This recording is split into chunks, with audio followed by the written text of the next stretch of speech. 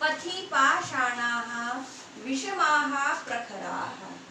अब पर्वत है, पर्वत की चोटी पर घर है और हमें जाना है। रास्ते में हमारे पास यान अर्थात कोई वाहन भी नहीं है, तो हम अपने बल से, अपनी ताकत से आगे बढ़ेंगे। और फिर रास्ता कैसा होता है पर्वतों का, वो बता रहे हैं। पथि पाषाणाः, रास्ते में, पथि रास्ते में, पाषाणाः पत्थर हैं, और वो पत्थर कैसे हैं? विषमाः प्रखराः, विषम है, एक जैसे पत्थर नहीं है, टेढ़े मेढ़े हैं, बड़े छोटे हैं, और प्रखर बहुत ही तीखे हैं, चुभने वाले हैं। तो पथि पाषाणाः विषमाः प्रखराः, रास्ते में पत्थर होंगे और बड़े बड़े पत्थर, विषम, बहुत विषम अर्थात अलग अलग तरह के तीखे नुकीले पत्थर हैं रास्ते में अगर हो। और हिंसाः पशवः परितो घोराः, घोरा माने बहुत भयंकर, परितो माने चारों ओर, हिंसक पशु, चारों हिंसक भयानक पशुओं से चारों ओर हम घिरे हुए हों। अगर हम जब पर्वत पर चढ़ेंगे, भाई घर जाना है, तो हम तो पर्वत पर चढ़ेंगे ही अपने बल को, ताकत को साधन बनाते हुए। और फिर रास्ता अगर ऐसा हो कि रास्ते में तीखे विषम पत्थर पड़े हों और हिंसक पशवः परितो घोरा, अर्थात चारों ओर, परितो अर्थात चारों ओर हिंसक भयानक पशु हो। सुदुष्करम खलु यद्यपि गमनम, यद्यपि जबकि, गमनम अर्थात जाना भी, सुदुष्करम बहुत कठिन हो।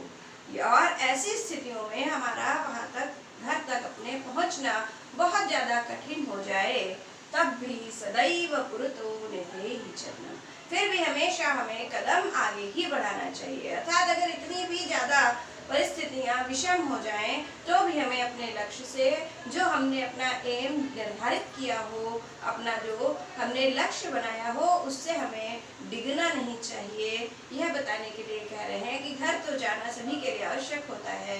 ऐसे में अगर परिस्थितियां इतनी विषम हो जाएं, तो क्या हम अपने घर नहीं जाएंगे? ऐसा तो नहीं होगा, हमें तो अपने घर जाना ही होगा। तो रास्ता कितना विषम हो सकता है उसके बारे में बता रहे हैं कि रास्ते में ऊंचे नीचे बहुत नुकीले पत्थर पड़े हुए हों, हिंसक पशुओं से चारों ओर से हम घिरे हुए हों, और जाना, वहां तक पहुंच पाना बहुत ज्यादा मुश्किल हो, फिर भी हमें अपने कदम आगे ही बढ़ाने चाहिए। इन सब परिस्थितियों से डरकर बैठ नहीं जाना चाहिए। जही ही, यह एक नया शब्द है बच्चों आपके लिए। जही ही का अर्थ होता है छोड़ना, त्यागना। जही ही भीतिम, भीति माने डर। जही ही भीतिम, अपने डर को छोड़ दो। भज भज शक्तिम, और अपनी ताकत को स्मरण करो, याद करो कि नहीं, हम इन सब परिस्थितियों से भी आगे बढ़ सकते हैं, क्योंकि हम मनुष्य हैं और हमारे पास बुद्धि और बल दोनों होता है। मनुष्यों के पास ही केवल बल के साथ बुद्धि भी होती है। हम अपनी युक्ति से, अपनी स्किल से कैसे आगे बढ़ जाएंगे, कैसे हम अपने लक्ष्य तक पहुंच पाएंगे इतनी विषम परिस्थितियों में भी, इसके लिए बताया गया है कि क्या करें। सबसे पहले तो सबसे पहले हम अपने डर को त्याग दें। हमें डरना नहीं चाहिए, परिस्थितियों से हमें आगे बढ़ना है। इसलिए हमें सबसे पहला काम ये करना है कि जही ही भीतिम, अपने डर को जही ही छोड़ दें, और भज भज शक्तिम, और अपने शक्ति को, अपने बल को हमेशा स्मरण करते रहना चाहिए। विधेहि राष्ट्रे तथा अनुरक्तिम, यहाँ पर भी पूर्व रूप संधि हो गई, तथा और अनुरक्तिम में। विधेहि राष्ट्रे तथा अनुरक्तिम, अनुरक्ति माने प्रेम, अनुराग। हमें अपने राष्ट्र में, अपने देश पर बहुत ही प्रेम रखना चाहिए। क्यों? हमें अपने राष्ट्र के लिए जीना है, हमारे राष्ट्र के प्रति भी कुछ कर्तव्य हैं, उन्हें निभाने हैं। इसलिए हमें अपनी मुश्किलों का सामना करते हुए आगे बढ़ना है, निराश नहीं होना है। ये इस कविता का मूल उद्देश्य है। जही ही भीतिम भज भज शक्तिम, अपनी भीति अर्थात अपने डर को जही ही छोड़ देना चाहिए, और भज भज शक्तिम, अपनी ताकत को स्मरण करते रहना चाहिए।